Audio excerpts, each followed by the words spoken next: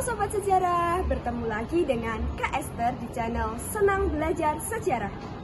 Di video pembelajaran kali ini, kita akan membahas mengenai salah satu organisasi pada masa awal pergerakan nasional, yaitu organisasi Budi Utomo.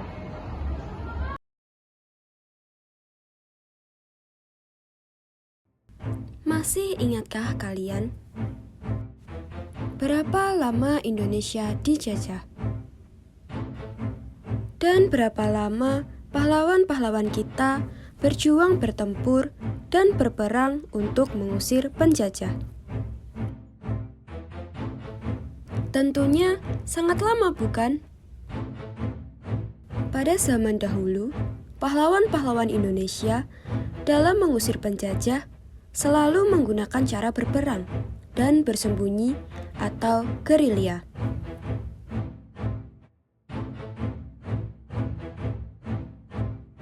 Hingga pada suatu saat, perjuangan bangsa Indonesia tidak menggunakan jalan perang, melainkan dengan pembuatan organisasi tertentu.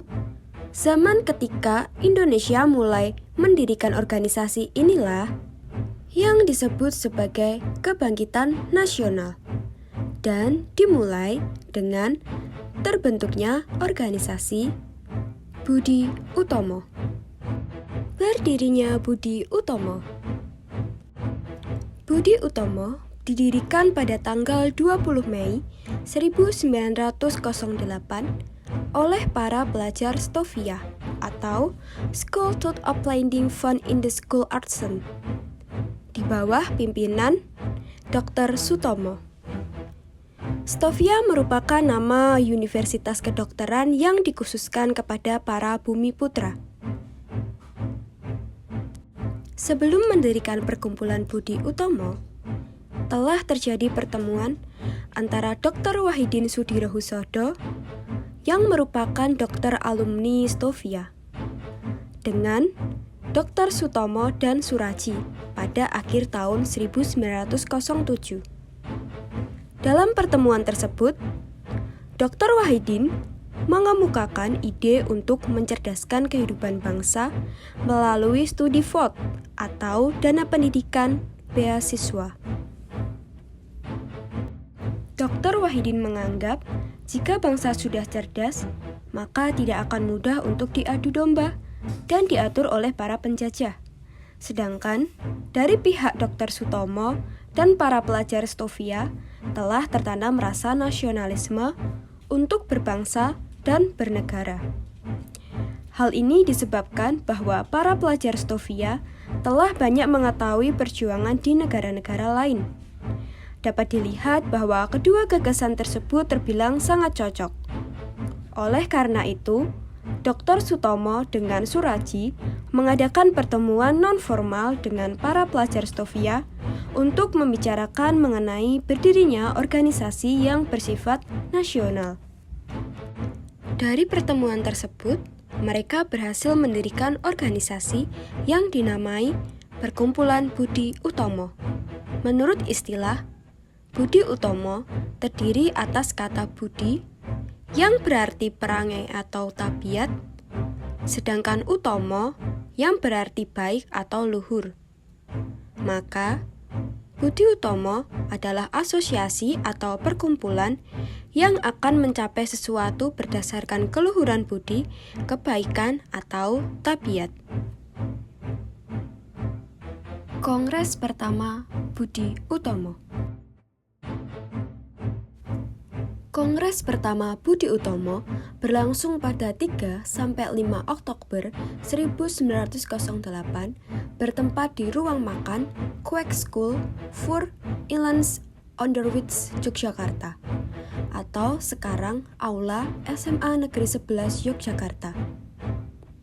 Penyelenggara Kongres pertama Budi Utomo diketahui langsung oleh Dr. Wahidin Sudirohusodo dengan dibantu Pangeran Notodirjo dari Pakualaman sebagai bendahara. Kongres pertama Budi Utomo bersifat terbuka dan dihadiri oleh sekitar 300-an orang, terdiri dari beberapa golongan, mulai dari bangsawan atau priayi, pejabat daerah, guru, pelajar, maupun masyarakat biasa. Pemilihan lokasi kongres yang berada di ruang makan tersebut juga sejalan dengan konsep pelaksanaan kongres yang terbuka. Hal ini ditunjang dengan model bangunan berupa aula yang sangat luas, tanpa sekat ataupun tembok yang mengelilingi bangunan. Maka dapat terlihat dari segala sisi serta mampu menampung banyak orang. Dalam kongres tersebut, Budi Utomo menghasilkan susunan pengurus besar Budi Utomo dan AD/ART Budi Utomo, serta menentukan kantor pusat Budi Utomo. Selanjutnya, para pendiri Budi Utomo yang terdiri dari para pelajar Stovia merupakan pengurus Budi Utomo cabang Betawi. Sedangkan kantor pengurus besar Budi Utomo berada di Yogyakarta dengan ketua RTA Tirto Kusumo dan wakil ketua Dr. Wahidin Sudirohusodo. Dengan demikian, tampak jelas bahwa para pelajar Stovia hanya sebagai pendiri saja, karena untuk pengurus besar Budi Utomo dijabat oleh orang-orang yang lebih tua. Hal ini jelas suatu jiwa besar dari para pelajar Stovia yang merasa masih muda dan sibuk dengan sekolahnya. Melihat hasil-hasil kongres yang dinilai positif itu, tidak lama kemudian, di daerah-daerah baik di Jawa maupun di luar Jawa, banyak cabang-cabang Budi Utomo yang didirikan. Walaupun Budi Utomo memiliki cabang-cabang yang cukup banyak, belum ada perubahan langkah perjuangan, yaitu tetap menempuh perjuangan melalui bidang sosial, budaya, dan pendidikan. Hubungan dengan pemerintah cukup dekat atau kooperatif, mengingat para pengurusnya sebagian besar terdiri dari para pegawai pemerintahan.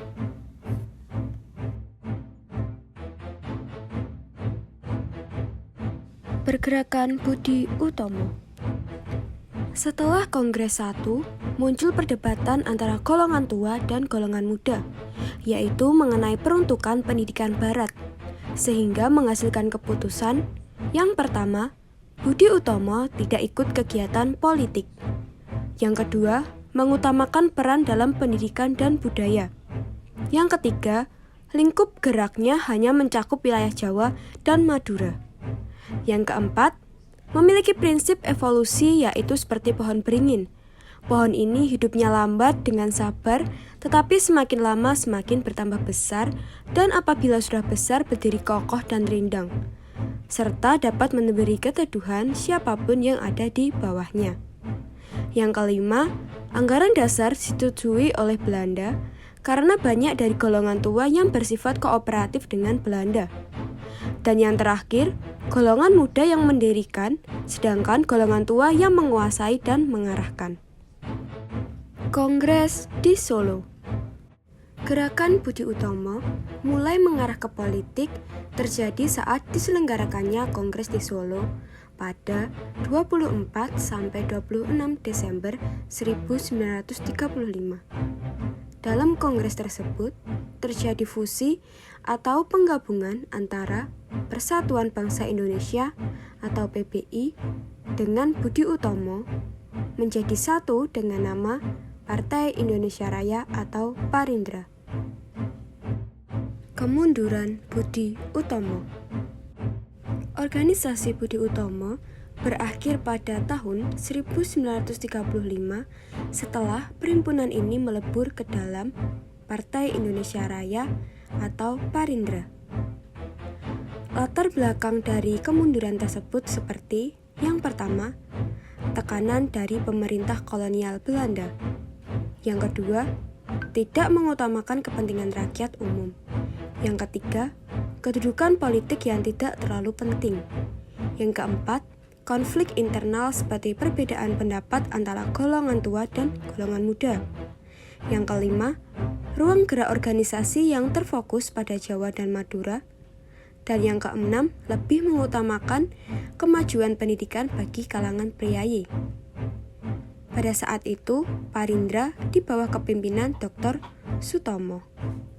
Para golongan tua dan para priayi yang lebih mengutamakan jabatannya pun menunjukkan pengaruh yang besar. Para pemuda Stovia dan anggota muda lainnya pun mulai berhenti sebagai anggota karena kecewa terhadap jalan yang ditempuh oleh Budi Utomo. Golongan muda yang mendirikan, tetapi golongan tua yang menguasai dan menentukan.